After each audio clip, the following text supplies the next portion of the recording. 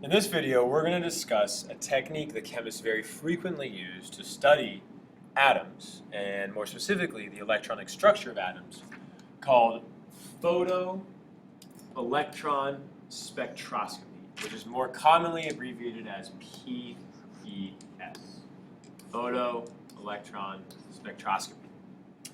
So we've talked about how spectroscopy is the idea of using light to see and study these things that we can't see with our naked eyes, like elements and atoms and electrons. If we break the word down even more, photo means like photon, which is a specific amount of light, and electron is obviously electron. So we're using light to study electrons. So how does this actually work? What is it? What is photoelectron spectroscopy? It's a tool that's used to determine electron configurations. So this idea of 1s2, 2s2, 2p6, blah, blah, blah, how do we know that that's actually true? It also allows us to determine ionization energies, the amount of energy needed to remove electrons, as we've talked about before, the exact number quantitatively, the amount of energy needed to remove an electron, and also it provides evidence of orbital theory. This idea that there are s orbitals and p orbitals and d orbitals and whatnot that are at different energy levels. Photoelectron spectroscopy provides us the evidence to do so. So, how does it work? Well, the idea is pretty simple. Okay, we take a sample of pure matter. So, here's some matter. Okay, let's just say it's pure carbon. Pure carbon. We take some type of light source. Sometimes it's an X-ray, sometimes it's UV, and we zap our sample of matter with a wavelength of energy. Okay, wavelength, frequency, some specific frequency of energy, of light. We know that when we multiply that by Planck's constant, that's going to be equal to some amount of energy.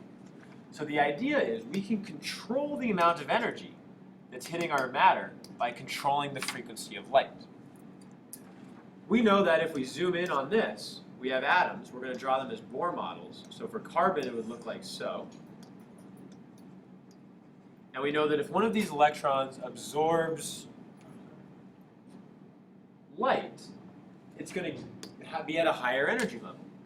In fact, if this energy is enough, this electron could get, boom, kicked out and ejected or emitted.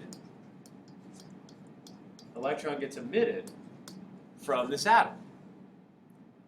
We know that from earlier, the amount of energy needed to do so is called the ionization energy. So essentially what we can do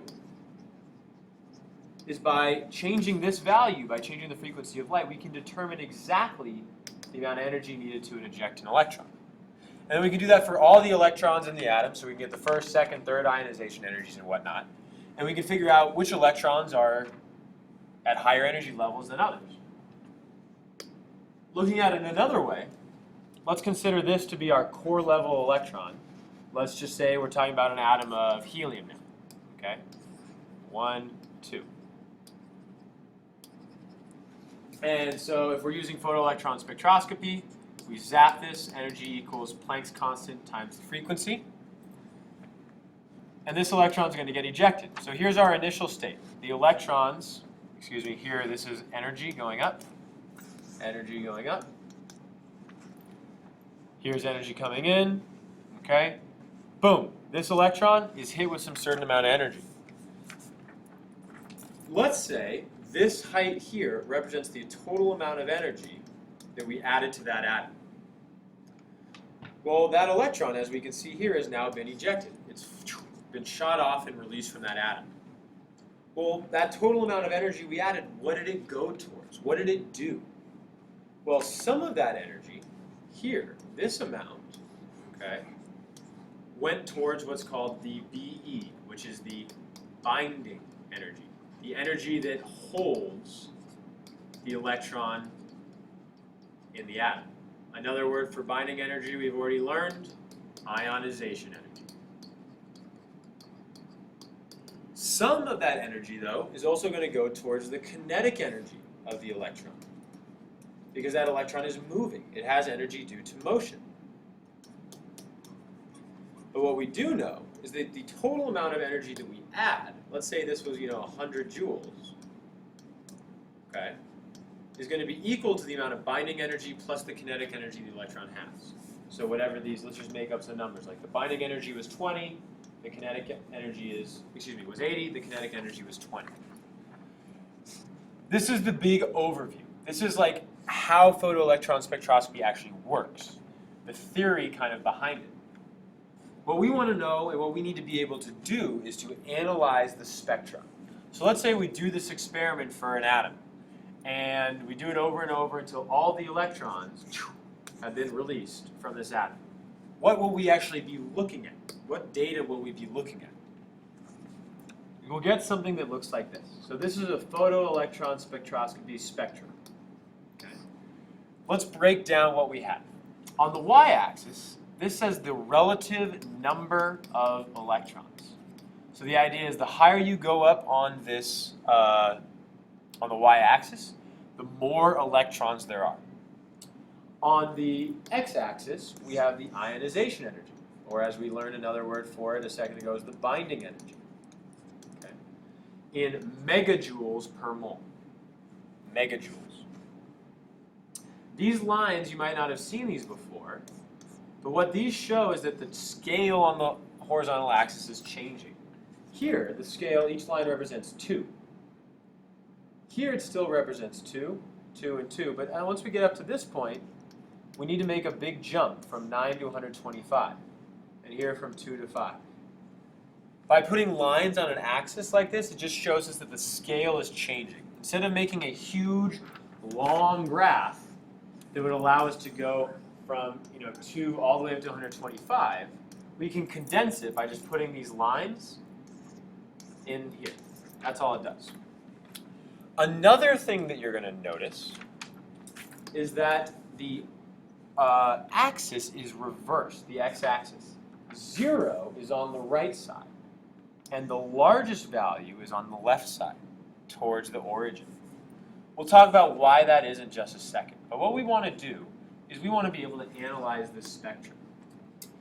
What we can see is that there's a peak right here. This peak is at the highest energy, 126 megajoules per mole. All the other peaks are at smaller energies. So what that must mean is that the electrons that were ejected with this amount of energy must be closest to the nucleus. So these electrons are closest to nucleus. And again, we know that because they're at the higher energy. We know when electrons are closer to the nucleus, there's more attraction, so it takes more energy to rip them off. So then as we keep going, the next peak that shows up is at 9 megajoules per mole. So these must be the second lowest energy electrons. And then these must be the third, and these must be the fourth, and on and on. So how can we use this to support the idea of an electron configuration? Well, we know that the orbital that's at the lowest energy is the 1s orbital, the one that's closest to the nucleus. So these electrons must be the 1s orbital, and we know that there's 2 of them. We know that after the 1s, the next closest to the nucleus is the 2s. So this peak must represent the 2s orbital. How do I know how many electrons there are? Well, we know on the y-axis represents the number of electrons. So if here there were 2 electrons and this peak is the same height, this s orbital must also have 2 electrons in it. We know after the 2s comes the 2p, and what we can see here is this peak is so much taller than the one right here at 9 megajoules, which means there must be more electrons in it. How many electrons?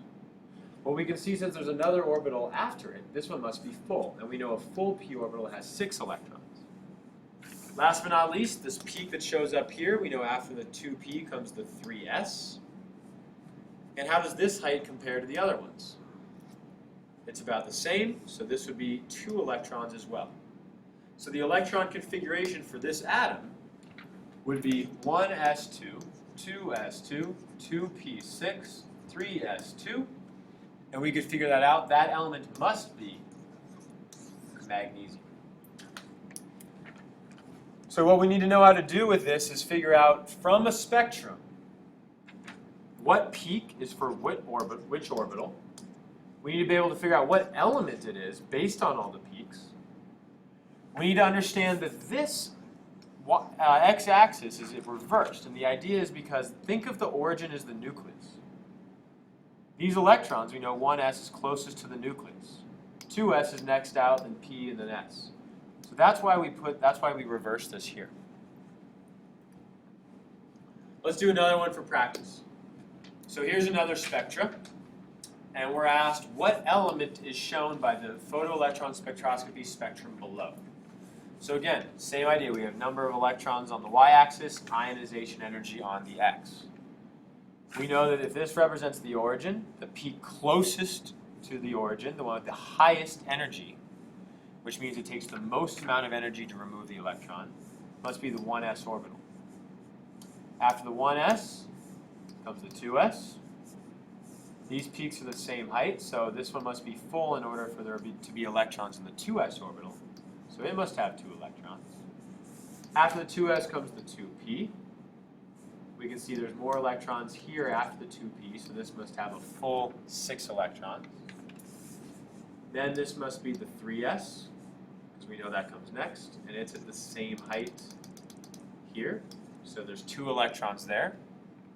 And last but not least, this must be the 3p. How many electrons does it have? Well, it's at the same height as the 2p, so it must also have 6 electrons. So the electron configuration for this element is 1s2, 2s2, 2p6, 3s2, 3p6. So this element must be the good old-fashioned argon.